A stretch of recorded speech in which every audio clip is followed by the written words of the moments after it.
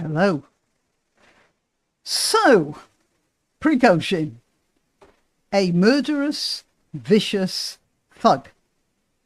The leader of an army that has devastated large swathes of Africa and the Middle East in the service of some of the bloodiest dictators on the planet. Why do I feel sorry he's gone? I should be rejoicing, shouldn't I? The problem is, he was a bit like that fellow in, Tuco, the fellow played by Eli Wallach in The Good, the Bad and the Ugly.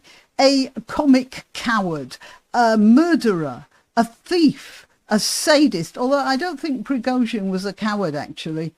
And with a horrible person, if we happened upon him in real life, but larger than life, a swashbuckler on the screen, and touchingly honest about himself.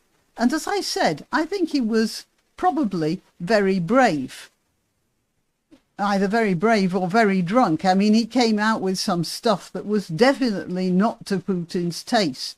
And yet he seemed to have no fear about that. So yes, while my brain says, good, I'm glad he's gone, my heart says, well, that's a bit of a shame. And yes, I do know it's better that he's gone. Imagine what it would be like if Prigozhin had toppled Putin and got his finger on the nuclear button.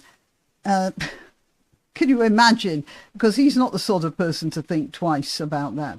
And he did go in style, didn't he? While there was a death penalty in Britain, if you were a lord and convicted of a capital crime, you were still hanged. But the rope out of which the noose was made of silk rather than hemp or jute or whatever the hoi polloi got. Now, that might have come from some sort of an ironic joke on behalf of the authorities, but still, silk, bit better than jute. And perhaps that's what was in Putin's mind while arranging Prigozhin's death. No watery polonium tea for his ex-friend. No shove from the balcony. No, Prigozhin was going to make his exit downing buckets of champagne and falling like Lucifer from a great height. But then again, is he really dead? Yeah, I mean, he has dozens of passports. He has wigs. You saw that in the videos when the Russian army went into one of his dwellings. There were all sorts of wigs and photographs of him in various styles, and he must have money salted away all over the world. They're probably enough to make even Putin feel a bit envious. And that video, a strange sort of video he put out a few days ago, the one where he said he was in Africa doing God's work for the tyrants there. Well, was that actually uploaded in real time, or did he record it weeks ago before heading off to a Swiss clinic to have his face fixed? All right, yeah, but I agree that's a bit fanciful. But whether his ashes are even now being flushed down some Kremlin toilet, or if he himself as a whole person is sunning himself on a balcony in Syria, to all intents and purposes, he's dead from the political point of view, at least for the time being. While Putin is quite quickly turning into Johnny No Friends. And I'm going to read you a list here. I've got it here. A list of people who have sort of disappeared from the Russian political scene over the past year or so. Vladislav Surkov, in April 2022, amidst the Russian invasion of Ukraine, Surkov was reported to be under house arrest. on the grounds of embezzlement of funds intended for the Donbass separatist region of Ukraine. June 2023, General Sergei Surovikin. That was just after the Prigozhin revolt. Airborne Forces Commander Mikhail Teplinsky, according to this, facing arrest. I don't know what for. Major General Alexander Kornev dismissed. Major General Ramil Ibatulin, he was arrested along with two of his deputies. Major General Vladimir Silivastov, he's disappeared from the radar. Sergei Surovikin, reportedly in jail. Look, you know, the ones who were dismissed, you're not hearing from them now, so I don't know exactly what happened to them. Major General Ivan Popov. The general claimed that he had been dismissed after describing the situation at the front to his superiors. Major General Nikolai Gostev, commander of Russia's 4th Air Force Army. According to them, he's resting.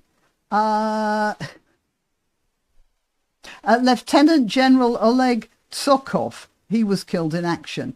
Air Force Commander Colonel General Andrei Yudin reported to be suspended after being interrogated following the 24th of June Wagner mutiny. Colonel General Mikhail Mizintsev, aka the Butcher of Mariupol,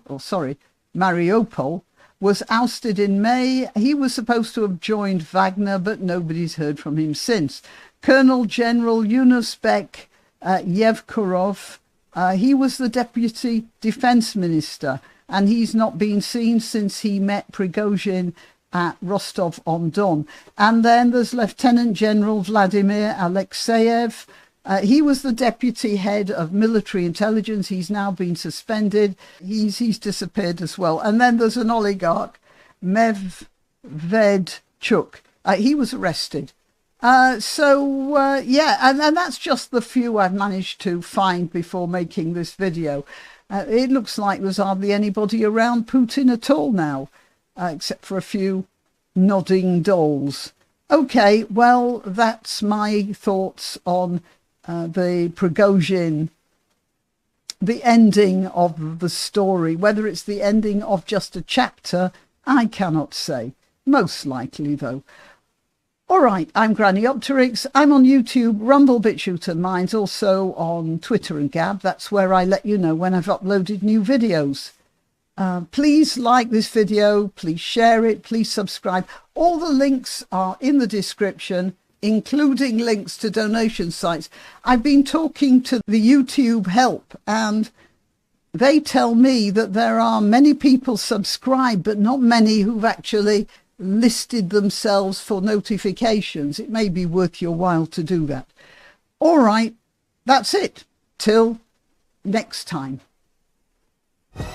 Why not treat yourself or a favoured relative or friend to these magnificent examples of merch? The mugs and t-shirts come in the Grannyopteryx design or Grambo with a firearm or the more deadly knitting needles. Go to www.grannyopteryx.com and whatever platform you're watching this on, please click like, subscribe and share.